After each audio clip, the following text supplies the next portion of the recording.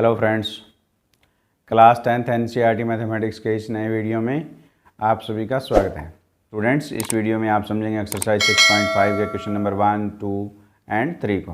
Question number 1, कुछ त्रिभुजों की भुजाएं नीचे दी गई हैं।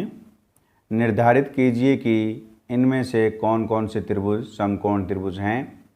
इस स्थिति में कर्ण की लंबाई भी लिखिए। ये हमारे पास 4 भाग दिए गए हैं। इन 4 भागों में त्रिभुजों की भुजाएं दी गई है और हमने ये देखना है कि ये समकोण त्रिभुज है और कौन कौन से नहीं है। पहला भाग है, हम मान लेते हैं कि पहले भाग में जो त्रिभुज की भुजाएं दी गई हैं वो माना त्रिभुज पी क्यू आर में, ये पी क्यू आर की भुजाएं हैं, जिसमें पी क्यू बराबर हमने 7 सेंटीमीटर माना है, क्यू आर बराबर 24 सेंटीमीटर माना है और पी आर बराबर 25 सेंटीमीटर माना है।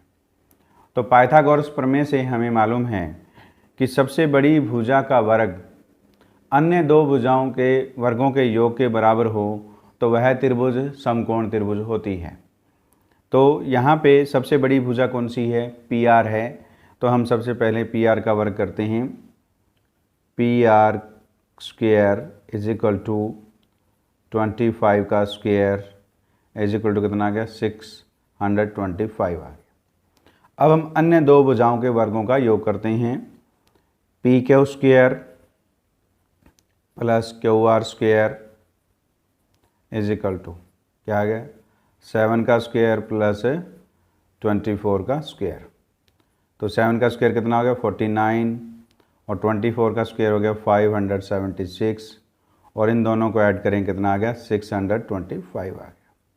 तो इस प्रकार अब देखिए पी आर का स्क्वायर भी कितना आया? 625 आया है और अन्य 2 भुजाओं के वर्गों का योग भी कितना है? 625 आया है। तो इस प्रकार P R square is equal to किसके है? P Q square plus Q R square के बराबर है। पाइथागोरस प्रमेय से त्रिभुज पी क्यू आर एक समकोण त्रिभुज है और हमारे से पूछा है क्वेश्चन में कि कर्ण की लंबाई भी लिखिए। तो कर्ण बराबर किसके है? हमारे पास पी आर के बराबर है और पी आर बराबर कितना है? 25 सेंटीमीटर है। तो ये हमने ज्ञात किया। इस प्रकार हमने क्वेश्चन नंबर 1 के पहले भाग को हल किया। अब हम दूसरा भाग लेते हैं। दूसरे भाग में दी गई त्रिभुज की भुजाएं 3 सेंटीमीटर, 8 सेंटीमीटर और 6 सेंटीमीटर है और हम ये मान लेते हैं कि ये त्रिभुज ए बी सी की भुजाएं हैं। माना त्रिभुज ए बी सी में हमारे पास ए बी बराबर 3 सेंटीमीटर है, ए बी बराबर 3 सेंटीमीटर, बी सी बराबर 6 सेंटीमीटर मान लेते हैं और ए सी बराबर 8 सेंटीमीटर। ए सी बराबर कितना मान लिया हमने? 8 सेंटीमीटर मान लिया। अब सबसे पहले हम सबसे बड़ी भुजा का वर्ग करते हैं। तो ए C square is equal to कितना आ गया? 8 का स्क्वायर कितना होता है? 64। अब हम अन्य 2 भुजाओं के वर्गों का योग करते हैं। A B square plus B C square is equal to 3 का स्क्वायर प्लस 6 का स्क्वायर। ये ए बी बराबर 3 सेंटीमीटर है, बी सी बराबर 6 सेंटीमीटर है। तो 3 का स्क्वायर कितना हो गया? 9 और ये 6 का स्क्वायर 36 और ये कितना हो गया हमारे पास? 45 हो गया। तो इस प्रकार A C square not equal to A B square plus B C square, क्योंकि सबसे बड़ी भुजा का वर्ग अन्य 2 भुजाओं के वर्गों के योग के बराबर नहीं है। तो इस प्रकार त्रिभुज ए बी सी एक समकोण त्रिभुज नहीं है, समकोण त्रिभुज नहीं है। क्यों? क्योंकि सबसे बड़ी भुजा का वर्ग अन्य 2 भुजाओं के वर्गों के योग के बराबर नहीं आया है, तो यह त्रिभुज एक समकोण त्रिभुज नहीं है। अब हम तीसरे भाग को हल करते हैं। क्वेश्चन नंबर 1 के तीसरे भाग में त्रिभुज की जो भुजाएं दी गई है 50 सेंटीमीटर, 80 सेंटीमीटर और 100 सेंटीमीटर है। हम मान लेते हैं कि ये त्रिभुज LMN की भुजाएं हैं। माना त्रिभुज LMN में एल एम बराबर 50 सेंटीमीटर है, एम एन बराबर 80 सेंटीमीटर है और एल एन बराबर 100 सेंटीमीटर है। हमें ये देखना है कि त्रिभुज एल एम एन एक समकोण त्रिभुज है या नहीं। तो समकोण त्रिभुज के लिए हम पाइथागोरस प्रमेय का प्रयोग करते हैं कि सबसे बड़ी भुजा का वर्ग अन्य दो भुजाओं के वर्गों के योग के बराबर होता है। इसको हम ऐसे भी पढ़ते हैं कि कर्ण का वर्ग बराबर आधार का वर्ग प्लस लंब का वर्ग होता है। तो यहाँ पे सबसे बड़ी भुजा को हम कर्ण कहते हैं, तो सबसे बड़ी भुजा क्या है, इसमें 100 सेंटीमीटर है। तो एल एन का स्क्वायर निकालते हैं सबसे पहले। तो 100 का स्क्वायर निकालेंगे कितना आएगा, 10,000 आ गया, ये हमारे पास 10,000 आ गया। अब हम अन्य दो भुजाएं हैं उनका वर्गों का योग करते हैं। एल एम का स्क्वायर प्लस एम एन का स्क्वायर, यानी एल एम कितना है 50 का स्क्वायर प्लस एम एन कितना है 80 का स्क्वायर। तो 50 का स्क्वायर करेंगे कितना आ गया 2500 यानी 2500 और 80 का स्क्वायर करेंगे कितना आ गया 6400, ये आ गया हमारे पास। इन दोनों को ऐड करेंगे तो कितना आ गया 8900 आ गया। तो इस प्रकार जो सबसे बड़ी भुजा का वर्ग कितना है 10,000 और अन्य दो भुजाओं के वर्गों का योग कितना है 8,900। तो क्या ये बराबर है, ये बराबर नहीं है। तो एल एन का स्क्वायर बराबर नहीं है एल एम का स्क्वायर प्लस एम एन के स्क्वायर के। तो इस प्रकार त्रिभुज एल एम एन एक समकोण त्रिभुज नहीं है, समकोण त्रिभुज नहीं है। क्यों? क्योंकि सबसे बड़ी भुजा का वर्ग अन्य दो भुजाओं के वर्गों के योग के बराबर नहीं है, तो वो समकोण त्रिभुज नहीं होती। अब हम चौथे भाग को हल कर रहे हैं। चौथे भाग में जो त्रिभुज की भुजाएं दी गई है वो 13 सेंटीमीटर, 12 सेंटीमीटर और 5 सेंटीमीटर दी गई है। हम मान लेते हैं कि ये त्रिभुज डी ई एफ की भुजाएं हैं। माना त्रिभुज डी ई एफ में डी ई बराबर हम 12 सेंटीमीटर मान लेते हैं और ई एफ बराबर हम मान लेते हैं कि ये 5 सेंटीमीटर है और डी एफ बराबर हम मान लेते हैं 13 सेंटीमीटर है, 13 सेंटीमीटर है। इसमें सबसे बड़ी भुजा कौन सी है डी एफ। तो डी एफ का वर्ग करते हैं सबसे पहले, डी एफ का स्क्वायर। तो 13 यानी 13 का स्क्वायर करेंगे कितना आएगा 169 आ गया। अब हम अन्य दो भुजाओं के वर्गों का योग करते हैं। डी ई का स्क्वायर प्लस ई एफ का स्क्वायर। तो डी ई कितना है 12 का स्क्वायर प्लस ई एफ कितना है 5 का स्क्वायर। तो ये हमारे पास कितना आ गया 144 प्लस 25। तो ये कितना आ गया 169 आ गया। और डी एफ का स्क्वायर भी कितना है 169 है और अन्य दो भुजाओं के वर्गों का योग भी कितना है 169 है। तो इस प्रकार डी एफ का स्क्वायर बराबर है डी ई का स्क्वायर प्लस ई एफ का स्क्वायर, यानी सबसे बड़ी भुजा का वर्ग अन्य दो भुजाओं के वर्गों के योग के बराबर आ गया है। तो इस प्रकार त्रिभुज डी ई एफ एक समकोण त्रिभुज है, एक समकोण त्रिभुज है। क्यों? क्योंकि सबसे बड़ी भुजा का वर्ग अन्य दो भुजाओं के वर्गों के बराबर है और सबसे बड़ी भुजा क्या है डी एफ है, उसको हम क्या कहते हैं कर्ण कहते हैं। और कर्ण बराबर क्या है डी एफ है और डी एफ की लंबाई कितनी है 13 सेंटीमीटर है और यही हमने ज्ञात करना था। तो पाइथागोरस प्रमेय का प्रयोग करके हमने क्वेश्चन नंबर 1 में चारों जो त्रिभुजों की जो भुजाएं दी गई थी, इससे हमने देखा कि कौन कौन सी त्रिभुज समकोण त्रिभुज है और कौन कौन सी त्रिभुज समकोण त्रिभुज नहीं है।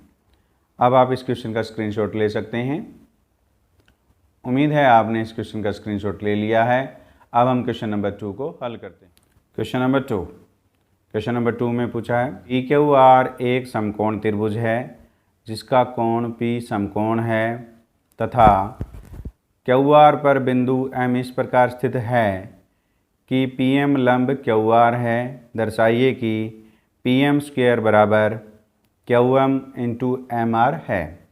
तो क्वेश्चन में दिया है पी क्यू आर एक समकोण त्रिभुज है। ये हमारे पास पी क्यू आर एक समकोण त्रिभुज है जिसका कोण पी समकोण है। पी क्या है? समकोण है। तथा क्यू आर पर बिंदु एम, क्यू आर पर बिंदु एम है हमारे पास, इस प्रकार स्थित है कि पी एम लंब क्यू आर है। तो ये भी दोनों क्या हो गए? 90 डिग्री के हो गए। और हमें सिद्ध करना है कि P M square is equal to Q M into M R है। ये हमने सिद्ध करना है। प्रमेय 6.7 के आधार पर हम क्वेश्चन नंबर 2 को हल करेंगे। प्रमाण त्रिभुज एम क्यू पी और पी क्यू आर में ये हम इन दोनों त्रिभुजों को समरूप सिद्ध करेंगे। तो कोण क्यू जो है वो क्या है? दोनों में उभयनिष्ठ है। एम क्यू पी में भी है और पी क्यू आर में भी है। तो कोण क्यू बराबर है कोण क्यू, क्या ये? उभयनिष्ठ। और कोण एम, एम क्यू पी में कोण एम बराबर है त्रिभुज पी क्यू आर के कोण पी के, क्योंकि ये दोनों कोण क्या हैं? 90 डिग्री के हैं, इसलिए प्रत्येक 90 डिग्री के, इसलिए ये क्या हो गए? दोनों बराबर हो गए हैं ये कोण। यदि दो त्रिभुजों में दो संगत कोण बराबर हों तो वो दोनों त्रिभुज समरूप होती हैं। इस प्रकार त्रिभुज एम क्यू पी समरूप है त्रिभुज पी क्यू आर के एंगल एंगल समरूपता कसौटी से। और इसको हम नंबर 1 मान लेते हैं। अब हम लेते हैं त्रिभुज एम पी आर, त्रिभुज एम पी आर और त्रिभुज पी क्यू आर में। अब ये एम पी आर ये त्रिभुज और संपूर्ण त्रिभुज पी क्यू आर हम ले रहे हैं। तो देखिए इसमें क्या है? कोण आर जो है वो क्या है? दोनों में उभयनिष्ठ है। तो कोण आर बराबर है कोण आर के, ये क्या है? उभयनिष्ठ कोण है। और एम पी आर में कोण एम बराबर है त्रिभुज पी क्यू आर के कोण पी के, क्योंकि ये क्या है? दोनों कोण 90 डिग्री के हैं, इसलिए हम लिखेंगे प्रत्येक 90 डिग्री, इसलिए ये दोनों कोण क्या हैं? बराबर हैं। तो इस प्रकार त्रिभुज एम पी आर समरूप है त्रिभुज पी क्यू आर के एंगल एंगल समरूपता कसौटी से। इसको हम नंबर 2 मान लेते हैं। 1 और 2 से ये हमारे पास 1 नंबर है। 1 और 2 से देखिए त्रिभुज एम क्यू पी समरूप है त्रिभुज पी क्यू आर के। एम क्यू पी संपूर्ण त्रिभुज पी क्यू आर के समरूप है। त्रिभुज एम क्यू पी समरूप है त्रिभुज पी क्यू आर के और त्रिभुज एम पी आर, त्रिभुज एम पी आर समरूप है त्रिभुज पी क्यू आर के। ये भी क्या है? एम पी आर भी है, वो भी संपूर्ण त्रिभुज के क्या है? समरूप हैं। यदि दो त्रिभुज किसी तीसरी त्रिभुज के समरूप हैं तो वो दोनों त्रिभुज भी परस्पर समरूप होती हैं। त्रिभुज एम क्यू पी समरूप है त्रिभुज एम पी आर के। ये क्या है? दोनों त्रिभुज क्या हो गई हैं? समरूप हो गई हैं 1 और 2 से, क्योंकि ये दोनों त्रिभुज पी क्यू आर के समरूप हैं तो ये परस्पर भी क्या है? समरूप हैं। और समरूप त्रिभुजों की संगत भुजाएं क्या होती हैं? समानुपाती होती हैं। तो इन दोनों त्रिभुजों की संगत भुजाएं क्या होंगी? समानुपाती होंगी। तो हमें निकालना है पी एम स्क्वायर। तो सबसे पहले हम पी एम लेते हैं। एम क्यू पी में पी एम कैसे आएगा?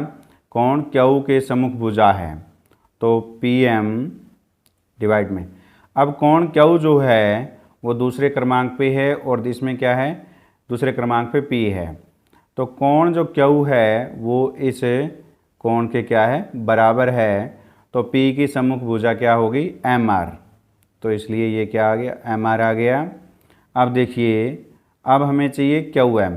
तो क्यू एम क्या है? इस कोण के सम्मुख भुजा है तो क्यू एम। अब देखिए ये जो कोण है वो कोण आर के बराबर है, यानी कोण जो P बना है एम क्यू पी में ये कोण जो है बराबर है कोण आर के, तो आर की सम्मुख भुजा क्या होगी पी एम। तो आप यहाँ लिखेंगे समरूप त्रिभुजों की संगत भुजाएं समानुपाती होती हैं।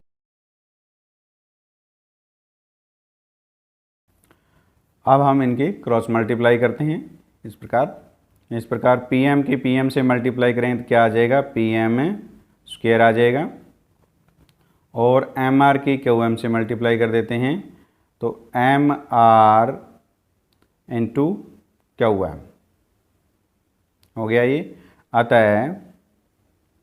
अतः पी एम स्क्वायर बराबर Q M into M R है। यही हमने सिद्ध करना था।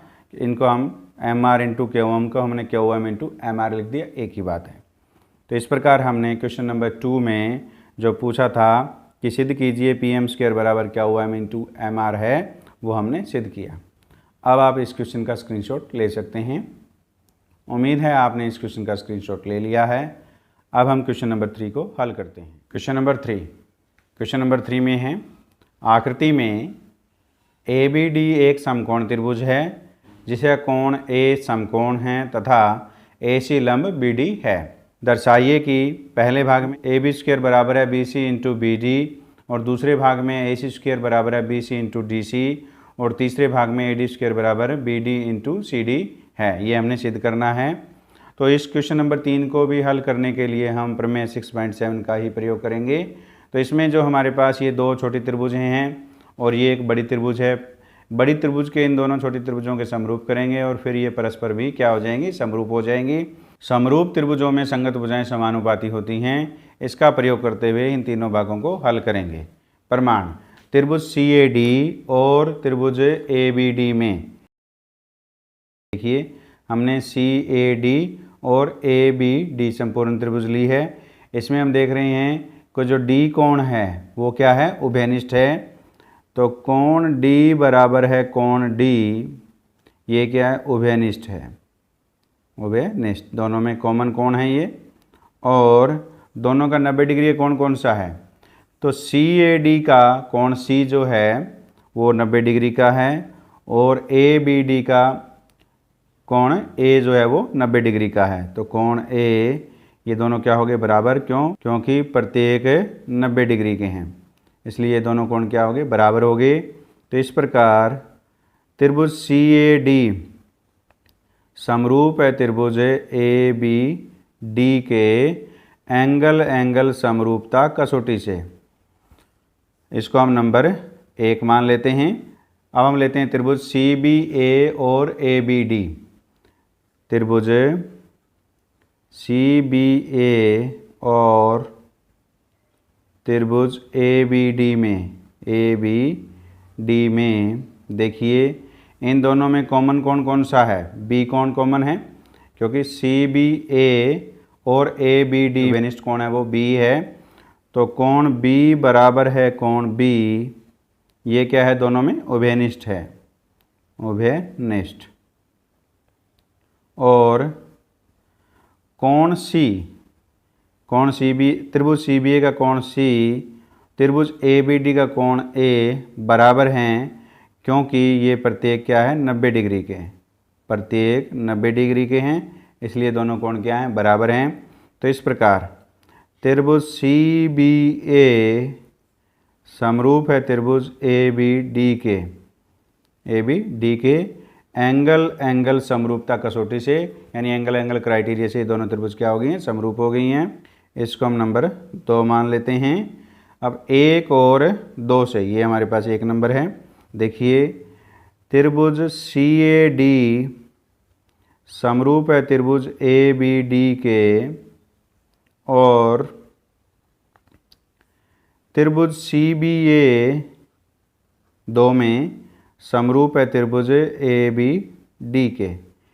सी ए डी है त्रिभुज ए बी डी के समरूप, और त्रिभुज सी बी ए है त्रिभुज ए बी डी के। जब दो त्रिभुज एक तीसरी त्रिभुज के समरूप हों तो वो परस्पर भी क्या होती हैं, समरूप होती हैं। तो इस प्रकार त्रिभुज सी ए डी समरूप है त्रिभुज सी बी ए के, और इसको हम नंबर 3 मान लेते हैं। पहले भाग में हमने सिद्ध करना है ए बी स्क्वायर बराबर B C into B D. तो ए बी इसमें है और B C into B D. तो हम त्रिभुज लेंगे, त्रिभुज सी बी ए, त्रिभुज सी बी ए समरूप है त्रिभुज ए बी डी के, ए बी डी के कहाँ से, 2 से। ये हमने 2 में सिद्ध किया है कि ये दोनों त्रिभुज क्या है, समरूप है। ये जो दोनों त्रिभुज समरूप हैं तो इनकी संगत भुजाएं क्या हैं, समानुपाती हैं। तो देखिए सी बी ए, कोण सी के सम्मुख भुजा कौन सी होगी, ए बी। तो त्रिभुज ए बी डी का समकोण कौन सा है, ए। तो ए की सम्मुख भुजा कौन सी होगी, बी डी बराबर। अब देखिए अब ये जो कोण है, कोण ए सी बी ए का, इसकी सम्मुख भुजा कौन सी है, बी सी। और ये जो कोण है वो बराबर है इस कोण के, यानी कोण डी के बराबर है। त्रिभुज ए बी डी के कोण डी के बराबर है। तो डी के सम्मुख भुजा कौन सी हो जाएगी, ए बी। आप यहाँ लिखेंगे समरूप त्रिभुजों में संगत भुजाएं क्या होती हैं, समानुपाती होती हैं। ये आप यहाँ लिखेंगे। अब हम इनकी क्रॉस मल्टीप्लाई करते हैं।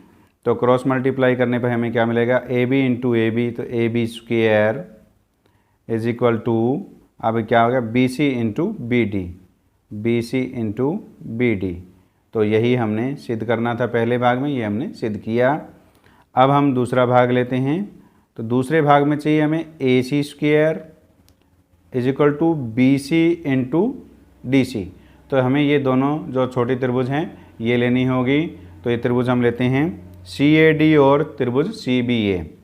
त्रिभुज सी ए डी समरूप है त्रिभुज सी बी ए के, कहाँ से, 3 से। ये हमने 3 में सिद्ध किया है कि ये दोनों त्रिभुज क्या हैं, समरूप हैं।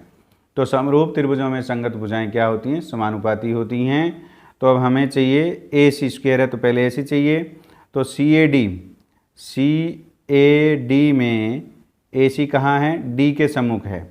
तो डी के सम्मुख भुजा ए सी। अब देखिए सी बी ए, तो सी बी ए जो डी कोण ए के बराबर है, तो ए के सामने वाली भुजा क्या हो गई, बी सी। बी सी आ गया बराबर। अब देखिए ये जो कोण है, हमें इस कोण के सामने वाली भुजा कौन सी है, डी सी बाय।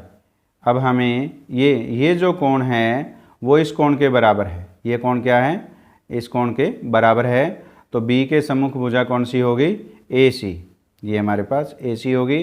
अब आप यहाँ लिखेंगे समरूप त्रिभुजों में संगत भुजाएं समानुपाती होती हैं।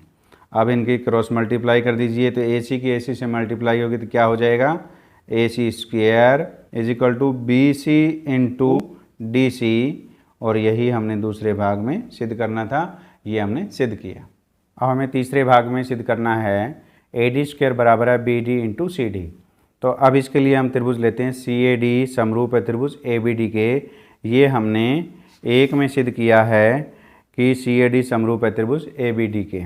त्रिभुज सी ए डी की भुजा ए डी यानी समकोण के सामने वाली भुजा ए डी बाय त्रिभुज ए बी डी के अंदर समकोण कौन सा, ए। तो ए के सामने वाली भुजा कौन सी होगी, बी डी बराबर है सी ए डी के कोण ए की सम्मुख भुजा कौन सी होगी, सी डी डिवाइड, ये जो कोण है वो बी कोण के बराबर है। तो बी की सम्मुख भुजा कौन सी हो जाएगी, ए डी। और आप यहाँ लिखेंगे कि समरूप त्रिभुजों में संगत भुजाएं क्या होती हैं, समानुपाती होती हैं। अब हम इसकी क्रॉस मल्टीप्लाई कर देते हैं। ए डी की ए डी से मल्टीप्लाई करें तो क्या आएगा, ए डी स्क्वायर बराबर B D into C D. और यही हमने सिद्ध करना था। मैं अनिल आयतान उम्मीद करता हूँ कि इस वीडियो में समझाए गए क्वेश्चन नंबर 1, 2, 3 आपको समझ में आए हैं।